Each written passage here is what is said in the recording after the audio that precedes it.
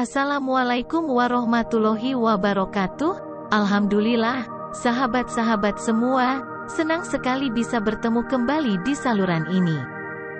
Sebelum kita memulai, marilah kita panjatkan sholawat dan salam kepada junjungan kita, Nabi Muhammad SAW. Semoga kita selalu dalam lindungan Allah dan diberi kesehatan serta umur yang berkah, amin ya robbal alamin. Wudu merupakan aspek penting dalam agama Islam. Kebersihan wudu memastikan sahnya sholat kita, yang merupakan salah satu pilar utama dalam Islam. Rasulullah SAW pernah bersabda, tidak diterima sholat yang dilakukan tanpa wudu, dan tidak diterima wudu yang berasal dari yang haram.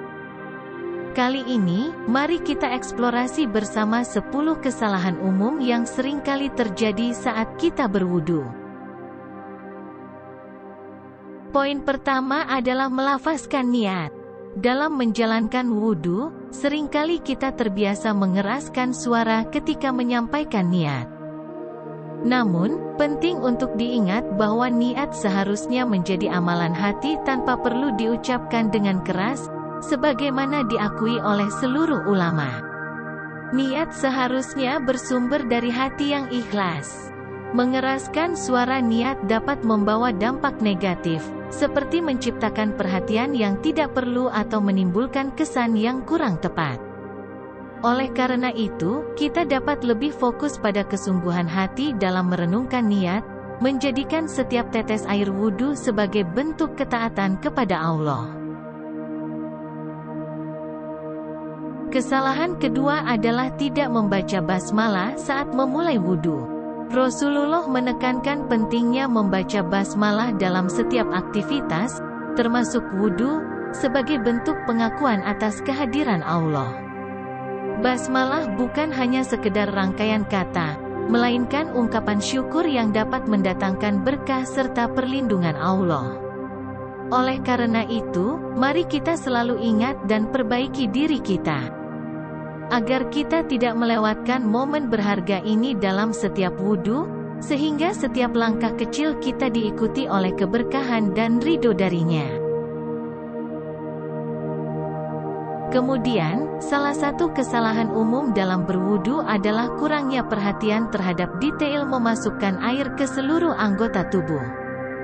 Banyak orang yang terburu-buru, sehingga beberapa bagian tubuh mungkin terlewat tanpa terkena air, yang seharusnya dihindari sesuai dengan petunjuk Allah dalam Al-Quran Surat Al-Maidah, ayat 6. Penting untuk melihat wudu sebagai kesempatan untuk meningkatkan kesadaran diri dan memastikan setiap tetes air menyentuh setiap bagian tubuh, bukan hanya sebagai rutinitas ibadah semata.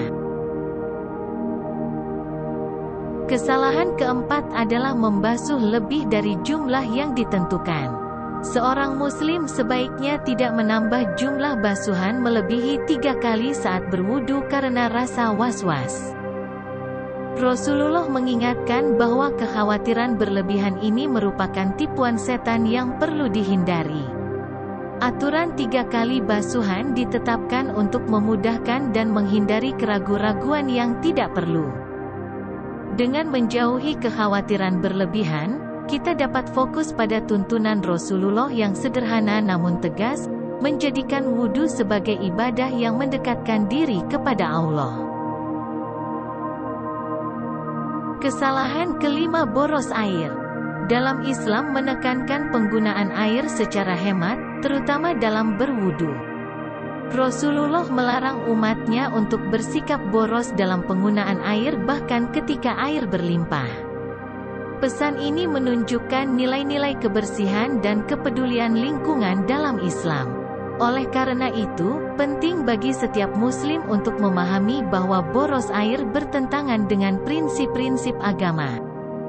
Dengan mempraktikkan wudu secara hemat, kita tidak hanya mengikuti ajaran Islam, tetapi juga berkontribusi dalam pelestarian sumber daya alam, menjadikan wudu sebagai bentuk nyata dari ketakwaan. Kesalahan keenam, menggunakan produk kecantikan yang menghalangi air wudu. Misalnya seperti kutek atau alas bedak, karena dapat menjadi penghalang bagi air wudhu untuk menyentuh langsung kulit. Hal ini patut diperhatikan karena dapat mempengaruhi sahnya wudhu. Sebagai solusi, sebelum melaksanakan wudhu, disarankan untuk menghilangkan produk kecantikan tersebut. Namun, dalam keadaan darurat, seperti adanya pembalut luka, yang termasuk dalam unsur syar'i, penggantian metode seperti tayamum boleh dilakukan. Penting bagi muslimah untuk lebih memahami dampak produk kecantikan terhadap sahnya wudhu, menjadikan kesucian ritual ini sebagai prioritas utama tanpa mengorbankan kebutuhan kecantikan sehari-hari. Selanjutnya, tertidur dan tidak mengulang berwudu. Meskipun tidur di masjid tidak selalu secara otomatis membatalkan wudu, namun kita perlu memastikan bahwa kita tetap waspada terhadap kondisi tersebut. Jika kita tertidur dalam keadaan yang tidak menyebabkan hilangnya kesadaran atau tidak mengetahui sekitar kita, mengulang wudu sebelum sholat adalah wajib. Oleh karena itu, sebagai langkah bijak, sebelum melaksanakan sholat, disarankan untuk mengevaluasi kembali kondisi tidur kita dan memastikan bahwa kita masih memenuhi syarat wudhu yang sah. Dengan memahami hal ini, kita dapat memastikan setiap sholat yang kita lakukan didahului oleh wudhu yang benar dan sah, sehingga mendekatkan kita kepada Allah dengan penuh kesadaran dan ketakwaan. Kesalahan ke-8 adalah anggapan mengusap leher dianjurkan. Perlu diingat bahwa mengusap leher saat berwudu bukanlah anjuran dalam ajaran Islam, meskipun beberapa orang mungkin meyakini sebaliknya. Rasulullah telah memberikan petunjuk yang jelas mengenai tata cara wudu, dan mengikuti langkah-langkah yang diajarkannya adalah kunci utama. Penting untuk menghindari keyakinan atau praktik-praktik tanpa dasar yang dapat mengarah pada ketidaksesuaian dengan tuntunan Rasulullah. Dengan memahami dengan benar petunjuk beliau, kita dapat menjalankan wudu sesuai syariat Islam, mendekatkan diri kepada Allah dengan ketakwaan dan keyakinan yang benar. Selanjutnya, meninggalkan istinsyak dan istinsar. Istinsyak atau menghirup air lewat hidung dan istinsar atau mengeluarkan air dari hidung adalah aspek penting dari berwudu yang tidak boleh diabaikan.